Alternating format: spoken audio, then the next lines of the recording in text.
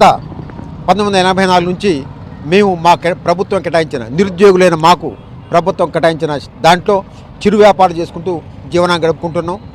దాంట్లో భాగంగా ఆ వ్యాపారం చేసుకోవడానికి కూడా అప్పుసప్పులు చేశాం. వాటి తీర్చడం కోసం ఈఎంఐలు కట్టుకుంటూ పిల్లగాళ్ళు చదువుకొచ్చారు.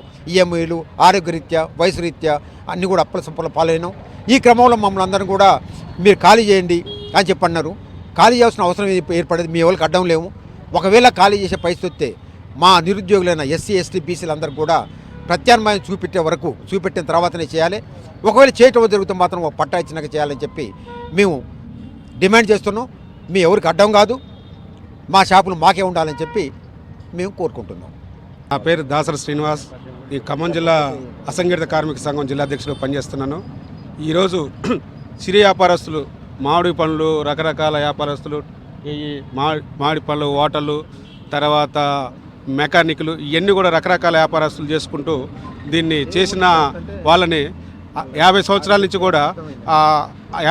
నుంచి కూడా ఇచ్చిన దాన్ని ఈరోజు నేను అడ్డొస్తుందని చెప్పేసి గవర్నమెంటు, కాంగ్రెస్ గవర్నమెంట్ కావచ్చు, సెంట్రల్ గవర్నమెంట్ కావచ్చు, కొంచెం వీళ్ళని ఎస్సీ ఎస్టీ బీసీ మైనార్టీని 59 ఉపకులాలని గుర్తుపెట్టుకొని అన్ని రాష్ట్రాలలో కూడా షాపులు ఇచ్చారు.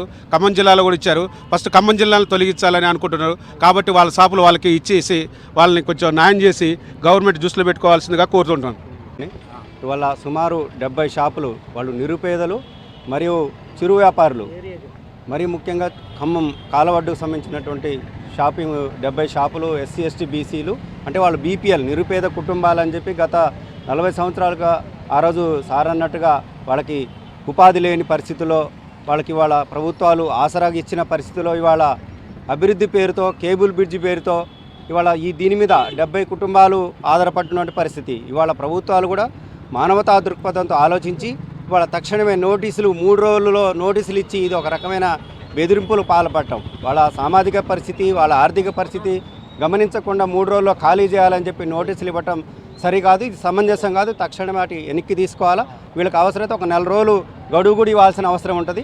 తక్షణమే వాళ్ళతో చర్చించాలి. అసలు ఎందుకు మీరు బ్రిడ్జి ఉన్నటువంటి పరిస్థితి ఏంటి, ఎందుకు పెట్టాల్సి వస్తుంది, వీళ్ళకు ఉన్నటువంటి పరిస్థితి ఏంటి, వీళ్ళ బీపీఎల్ కుటుంబాలు, వీళ్ళని ఎట్లా మీరు ఎట్లా సర్వ్ చేస్తారు, వీళ్ళని ఎట్లా ఆదుకుంటారు, వీళ్ళని ఎట్లా ప్రత్యామ్నాయం చూపెడతారనే దాని మీద దృష్టి పెట్టాలని మేము ప్రభుత్వాన్ని విజ్ఞప్తి చేస్తున్నాం, డిమాండ్ చేస్తున్నాం.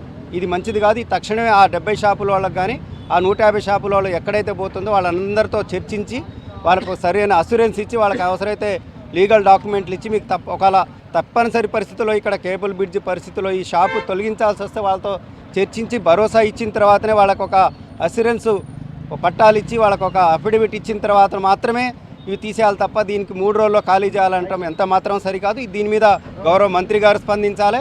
జిల్లా కలెక్టర్ గారు కూడా దీన్ని హడావుడి చేసి వాళ్ళని మానసిక ఒత్తిడి గురి చేయొద్దని చెప్పి, వాళ్ళంతా నిరుపేదలు, ఉపాధి లేనటువంటి వాళ్ళు, సామాజిక ఎస్సీ ఎస్టీ బీసీ బలహీన వర్గాలు కాబట్టి వీరి మీద ఒక చట్టాన్ని కాకుండా ఒక మానవతా దృక్పథంతో ఆలోచించి దీన్ని న్యాయం చేయాలని మేము డిమాండ్ చేస్తూ ఉన్నాం. అది 1వ నెంబర్ షాపు. నా పేరు మునగాల వెంకటేశ్వర్లు. నేను మునగాల బాలరాజు కొడుకునండి. మాకు ఇది 1983లో ఇచ్చారు. అప్పటి నుంచి కూడా ఏదో ఒక వ్యాపారం చేసుకుంటూ ఎండకి ఎండుకుంటూ వాన దడుచుకుంటూ ఇక్కడే ఉంటున్నాం. మేము ఈ శిథిలావస్థకు రాలేదు. కొద్దిగా ఏమన్నా మైనర్ రిపేర్లు ఉన్నా అన్నీ మేము చేయించుకున్నాం. ఎప్పుడు వ్యాపారాలు లేకపోయినా ఉన్నా కూడా ఇక్కడే ఉండి వ్యాపారం చేసుకుంటున్నాం మేము. ఈ మధ్య మాకు షాపులు కూలగొట్టాలని నోటీసులు పంపించడం జరిగింది. ఈ షాపులు కూలగొట్టాల్సిన అవసరం ఏముందో మాకైతే అర్థం కావట్లేదు. కేబుల్ బ్రిడ్జి రూట్ మ్యాప్లో కూడా ఇది లేదు. బ్రిడ్జి పోయి కిలోమీటర్ దూరంలో ఉంది, షాపులేమో ఇక్కడ ఉన్నాయి. ఈ కూలగొడతా అని చెప్పి అంటున్నారు. ఈ షాపులు కూలగొడితే మేము అందరం ఎస్సీ వాళ్ళందరం ధర్నా చేయడం జరుగుతుంది. అంతేకాకుండా ఈ షాపులు కూలగొడుతుంటే మేము షాపుల నుంచి బయటకు కూడా వెళ్ళాం.